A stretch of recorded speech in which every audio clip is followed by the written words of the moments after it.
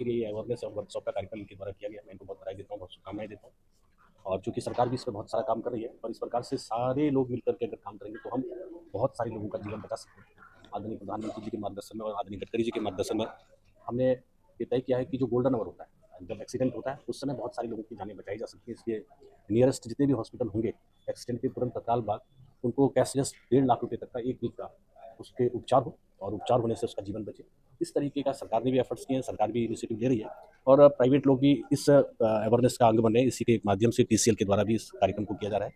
तो बहुत बधाई देता हूँ, बहुत शुभकामनाएं देता हूँ और अवेयरनेस स्कूल में हो, बच्चों में हो, सभी में हो और इस प्रकार का एक बहुत फ्री की तरह हम इसको बढ़ाएं तो लोगों को की जानें बचेंगी और लोग अपने परिवार को भी सेफ कर पाएंगे। सर, युवा जो है आजकल काफी ड्रंक गाड़ी चलाते हैं, उस पर किस तरीके से चूँकि हमने अपने जो रोड एक्ट है उसमें काफ़ी सुधार किया है और उसमें सख्ताई से पालन करने के लिए हर डिस्ट्रिक्ट तक, हर जगह तक उसका अनुपालन और इसलिए रोड सेफ्टी की एक डिस्ट्रिक्ट मॉनिटरिंग कमेटी की भी मीटिंग होती है, जिसमें जिलाधिकारी, एसपी और आरटीओ और रोड के जितने भी अधिकारी हैं वो लोग रहते हैं। ऐसे हम ब्लैक स्पॉट को भी चिन्हित करते हैं और जो लोग इन नियमों का पालन ठीक से नहीं करते तो उनके खिलाफ कार्रवाई भी कर रहे हैं। दिल्ली एनसीआर में कई ऐसे हॉस्पिटल हैं जो एक्सीडेंट वाले केस नहीं लेते हैं, उस पर किस तरीके का एक्शन लिया जाए? देखिए, दिल्ली और एनसीआर के अंदर भी हम लगातार प्रयास कर रहे हैं और लोग अब चूँकि अब जो स्कीम्स हम लेकर आ रहे हैं उस स्कीम्स में हॉस्पिटल को ऐसे केस लेने के लिए मजबूरी है, उसको लेना ही पड़ेगा क्योंकि जीवन बचाना बहुत ज़रूरी है और सरकार ने एफर्ट्स किया और इसलिए हमने कहा कि हम उसको 1.5 लाख रुपए तक का इलाज उसको करना पड़ेगा और उसको तुरंत एडमिट करना पड़ेगा।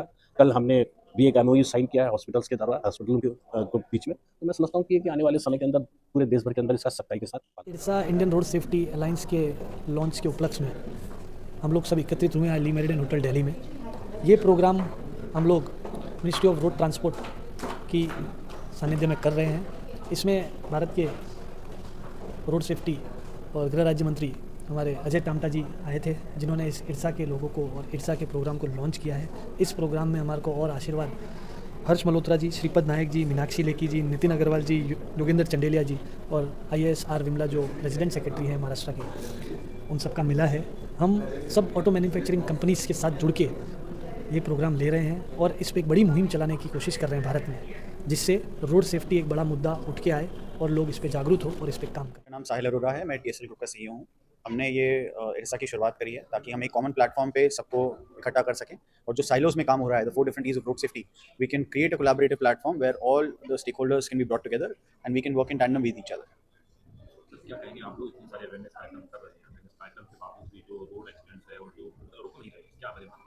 देखिए, वजह इसकी काफ़ी सारी हैं, एक वजह नहीं है। अगर आप ओवरऑल स्टैटिस्टिक्स पे जाएंगे तो आपको चीज़ें दिखेंगी, जैसे ओवर स्पीडिंग है, ड्रंक ड्राइविंग है, रोड सेफ्टी के रूल्स का पालन ना करना भी एक रीज़न है। तो बड़े सारे कारण हैं कि रोड एक्सीडेंट्स ऊपर क्यों जा रहे हैं। इसलिए हमने एक सेशन इस पे रखा है जिसका नाम है साइकोलॉजी ऑफ कंप्लायंस, कि हम एज ह्यूमंस, जो ड्राइवर्स हैं, जो राइडर्स हैं, जो पेडेस्ट्रियंस हैं, जो लोग रोड का इस्तेमाल करते हैं, क्यों हम रूल्स को फॉलो नहीं करते हैं, क्यों हम शराब पी के गाड़ी चलाते हैं, क्यों हम तेज़ी से गाड़ी चलाते हैं जब स्पीड लिमिट दी गई है सरकार के द्वारा, तो हम उसको फॉलो नहीं करते हैं। तो बहुत सारी गलती इंडिविजुअल ड्राइवर्स की भी है। सरकार इसके ऊपर काफ़ी काम कर रही है, प्राइवेट कंपनीज भी इसके ऊपर काफ़ी काम कर रहे हैं, बट जब तक इंडिविजुअल ड्राइवर्स इसका ओनस नहीं लेंगे, बहुत मुश्किल है ये नंबर को नीचे लाया जाए। अगर आप दूसरे देशों से कंपेयर करें, बहुत सारे देश ऐसे हैं जिनकी अर्थव्यवस्था हमारे देश की तरह ही है, लेकिन तब भी उनके नंबर्स लो हैं। वो इसलिए हैं क्योंकि लोग वहाँ पे रूल्स फॉलो करते हैं। इंडिया में इसका काफ़ी बड़ा प्रॉब्लम है। आखिर क्यों रूल कानून है सबके लिए बराबर है, फिर भी ऐसा क्यों करते लोग?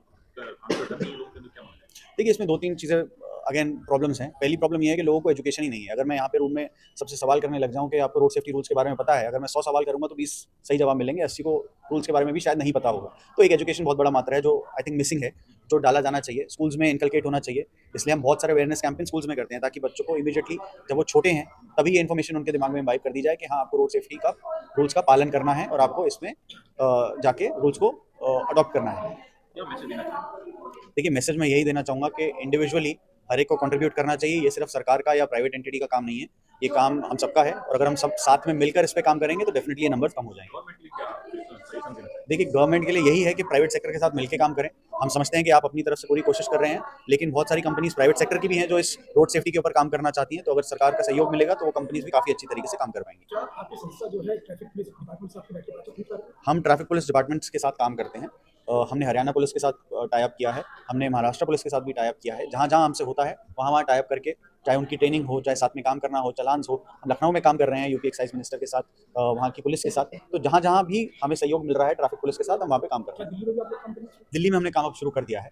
तो बहुत जल्द आप देखेंगे कि हमारे प्रोग्राम्स यहाँ पे शुरू हो गए हैं। अवेयरनेस तो काफ़ी बड़े लेवल पे हमने करा है, हमने करीब 100 या 150 स्कूल्स में यहाँ पे ऑलरेडी काम कर दिया है, बट आगे चलते हुए हम और भी काम करेंगे। ओवरऑल अगर आप पूछेंगे तो TSL करीब 18 स्टेट्स में अभी काम कर रहा है। देखिए हमारे पास महाराष्ट्र है, गोवा है, दिल्ली है, यूटी है, वैसे अगर आप उसको स्टेट बोलें तो हरियाणा है, उसके बाद कर्नाटका में हम काम कर रहे हैं, तेलंगाना में हम काम कर रहे हैं, आंध्र प्रदेश में हम काम कर रहे हैं, गुजरात में हम काम कर रहे हैं। तो ऐसी बहुत सारी किया है। रोड सेफ्टी का जो वर्कशॉप है हमने आई है।